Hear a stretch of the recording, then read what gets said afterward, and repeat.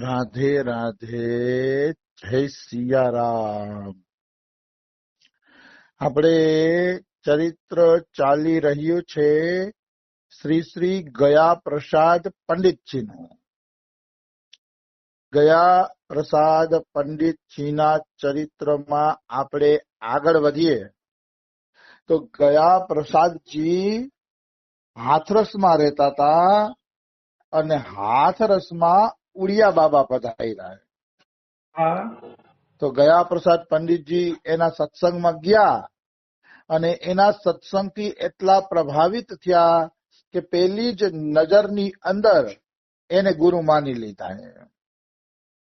અમારા બાબા કાલે જ કહેતા હતા કે તમે ગુરુને ગોતવા ન નીકળો, તમે ગુરુને ગોતવાની કઈ જરૂર નથી, તમે જપ કરી રાખો, ગુરુ તમારા આંગણે આવી જશે. ગુરુ ભગવાન છે ને, ભગવાન હોવાના કારણે અંતર્યામી પણ છે અને તમારા ઘરના આંગણે આવી જશે. તમે ગુરુ ગોતવા ન નીકળો. બાબા કહે તમે છે ને ભજન કરો. તો એ બાબાની વાત મને બિલકુલ સત્ય લાગે છે. ગયા પ્રસાદ પંડિતજી ભજન જ કરતા હતા, ઘરમાં નિયમથી રહેતા હતા અને બધી રીતે પ્રભુના શરણાગત હતા. તો એના જ ગામમાં ઉડિયા બાબા આવ્યા સત્સંગ કરવા અને ગુરુ મળી ગયા. ઘરે આવીને મળે ગુરુ, એવું નથી. પણ તમારે વ્યાકુળતા પૂર્વક ભજનમાં લાગવું જોઈએ. જો ભજનમાં સચ્ચાઈ હશે, વ્યાકુળતામાં સચ્ચાઈ હશે, ભગવાન મેળવવા સિવાય બીજી કોઈ કામનાઓ નહીં હોય સાંસારિક, તો તમને સમર્થ ગુરુ જરૂર મળશે ને ઘરના આંગણે જ મળશે તમને. બિલકુલ નિશ્ચિત. એમાં કોઈ એટલે કોઈ પણ પ્રકારનો સંશય નથી. આ વસ્તુ છે. તો ગયા પ્રસાદ પંડિતજીને તો ઘર બેઠા ગુરુ મળી ગયા છે. આનંદ થઈ ગયો છે કે ઉડિયા બાબા જેવા સમર્થ મહાપુરુષ મળી ગયા. પણ ગયા પ્રસાદ પંડિતજી શર્મિલા બહુ હતા. શર્માતા એવા કે ગુરુ માની લીધા હતા પણ કીધું નતું કે હું તમને ગુરુ માની બેઠો છું. કે નહીં. અને એને કોઈ સાધના માર્ગનો પ્રશ્ન કરવો હોય ગયા પ્રસાદ પંડિતજીને, તો ઈ એના મિત્ર જનાર્દન ને કહેતા કે હે ભાઈ જનાર્દન, ગુરુને પૂછતો ખરા, મારો આવો પ્રશ્ન છે. તો ગુરુને પૂછ. ત્યારે જનાર્દનજી ઉડિયા બાબાને પ્રશ્ન પૂછતા અને એનો જે જવાબ મળતો એ જવાબ પ્રમાણે ગયા પ્રસાદ પંડિતજી પોતાનું જીવન બનાવતા. હો એમ નહીં કે પૂછવા ખાતર જ પૂછતા હતા. એના કહ્યા પ્રમાણે ગયા પ્રસાદ પંડિતજી જીવન બનાવતા હતા પણ ખરા. એવી વાત છે આખી. તો ગયા પ્રસાદ પંડિતજીએ એકવાર જનાર્દન ને કીધું કે જનાર્દન, ગુરુજીને પૂછતો ખરા કે આપણા કલ્યાણનો માર્ગ શું છે. આપણા કલ્યાણનો માર્ગ તો પૂછ એટલે આપણું કે કલ્યાણ થઈ જાય. એટલે જનાર્દને ઉડિયા બાબાને પૂછ્યું કે બાબા, અમારા કલ્યાણનો માર્ગ શું છે, કે તમે અમારા કલ્યાણનો માર્ગ બતાવો. તો શ્રી શ્રી ઉડિયા બાબાજી મહારાજ બાબા સરકાર એવો જવાબ આપે છે કે જીવનમાં સંયમ અને ભગવાન નામનો જપ, જો આ બે સાધન કોઈ કરશે તો નિશ્ચિત રૂપે એનું કલ્યાણ થશે. બે જ વસ્તુ બતાવી. સંતો તો ટૂંકા સૂત્ર બતાવી દેતા હોય, એક સૂત્ર જીવનમાં આવી જાય એનું કલ્યાણ થઈ જાય છે. એક પણ સૂત્ર, ગીતાજીનો એક પણ શ્લોક, ભાગવત રામાયણનો એક પણ શ્લોક અથવા રામાયણની એક ચોપાઈ પણ જો હરખી રીતે જીવનમાં આવી જાય તો ભગવાન મળી જાય છે. હરખી રીતે તમારા જીવનમાં આવી જવી જોઈએ. તો આ પ્રશ્ન પૂછ્યો અને આ જવાબ મળ્યો કે સંયમ અને ભગવાન નામનો જપ. સંયમ એટલે ઇન્દ્રિયોનો સંયમ, મનનો સંયમ, એ બધાને સંયમ કહેવાય. માનો આંખ છે એ સાંસારિક સૌંદર્ય જોતી હોય તો એને અટકાવવું, એનું નામ સંયમ. કાન સાંસારિક વાતો, પારકી નિંદા કે ફિલ્મી ગીતો સાંભળતા તો એમાં એને રોકવું, એનું નામ કહેવાય સંયમ. સંયમ એટલે પ્રત્યેક ઇન્દ્રિયને વિષયોમાં જાતા રોકીને ભગવાનમાં લગાડવી એનું નામ સંયમ. એ ઇન્દ્રિયોને વિષયોમાં નહીં જવા દેવાની, ગમે એમ કરીને છે ને એને લગાડવાનો પ્રયત્ન કરવો જોઈએ. બિલકુલ. એનું નામ છે સંયમ. એના મનનો સંયમ હોય અને ભગવાન નામનો જપ હોય અને જપમાં આપણું મન મસ્ત હોય તો બસ ભગવાન મળી ગયા. તો તમને ભગવાન મળી જ ગયા. સાજી તમારે કઈ ફજેતી કરવાની જરૂર નથી.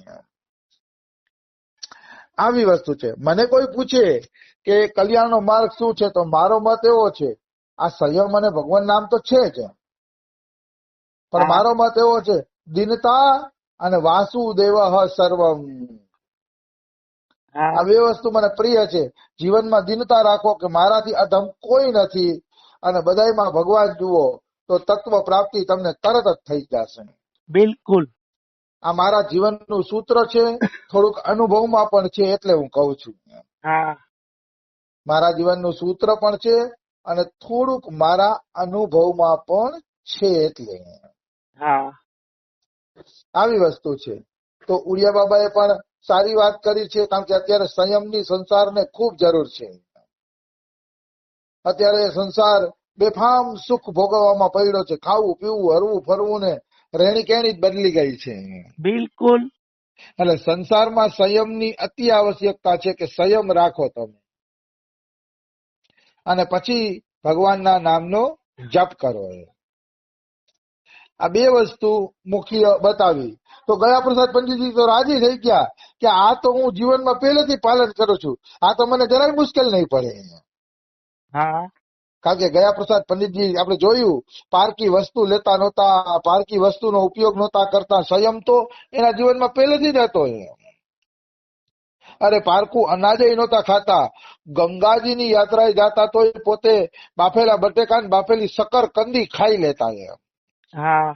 પણ બીજાના ભોજનમાં લોભ ના કરતા કે અડદિયો હોય તો બીજાના ભોજનમાંથી અડદિયો ખાઈ લવે, પેડા ખાઈ લેવા. નહીં, સંયમ તો પંડિતજીના જીવનમાં હતો. એને આ ગુરુ વાંકે અઘરું ન પડ્યું, ઉલટું એને તો ખુશી થઈ કે લ્યો આ તો હું કરું જ છું, આમાં શું મોટી વાત છે. એટલે ગયા પ્રસાદ પંડિતજી પ્રસાદ એને ગુરુ માની લીધા હતા મનોમન. અને પછી વૃંદાવનનું ઘેલું લઈ ગયું કે ભાઈ ગુરુજી, વૃંદાવનમાં આશ્રમ છે ઉડિયા બાબાનો, ત્યાં ઉડિયા બાબા કઈ 3-4 મહિના રોકાવા આવે. એટલે આ ચારેય જણાને ઘેલું લાગ્યું, વૃંદાવન આવે કઈક દર્શન કરવા ઉડિયા બાબાના. હવે પ્રેમ થઈ ગયો ને, ગુરુ બુદ્ધિ થઈ ગઈ ને, એટલે હવે એક લાલસા રહેતી હતી કે ગમે એમ કરીને ઉડિયા બાબાના દર્શન કરીએ. તો શું થતું કે વૃંદાવન આવતા અવારનવાર ઉડિયા બાબાના દર્શન કરવા, અને એ દર્શન ને 3-4 મહિના નીકળી જાય ને, એટલે ગયા પ્રસાદ પંડિતજી શું બોલે ખબર છે, આવો ગુરુ પ્રત્યે ભાવ હોવો જોઈએ. 3-4 મહિના ગયા પ્રસાદ પંડિતજી ગુરુના દર્શન ન કરતા ને તો શું બોલતા ખબર છે? એના મિત્રોને કહેતા, પંડિતજી મોય કોઈ ખેંચી સો રહ્યો હે, ચલો बहुत दिना है गए दिलबर को दर्शन किए बिना. મતલબ એના મિત્રને કહેતા કે પંડિતજી અને કોઈ ખેંચતું હોય ને એવું લાગે છે કે હાલો હાલો ગુરુના દર્શન કરવા જાય, ઘણા દિવસે આપણે આપણા દિલબરના દર્શન કર્યા નથી. ગુરુને દિલબર કહેતા કઈ ગયા પ્રસાદ પંડિતજી. દિલબર એટલે પ્રેમી. પ્રેમી તો ગુરુ જ હોય ને, બીજા કોણ હોય? એમ ભગવાન હોય. ગુરુ તો પ્રેમી હોય, એટલે પ્રેમી એટલે ઓલો પ્રેમ નહીં, પણ પ્રેમ ભગવાન અને સંતો સાથે હોય તો સારું. બિલકુલ. ભાવ ભગવાનમાં સંતોમાં રાખવો, સંસારીમાં ન રાખવો.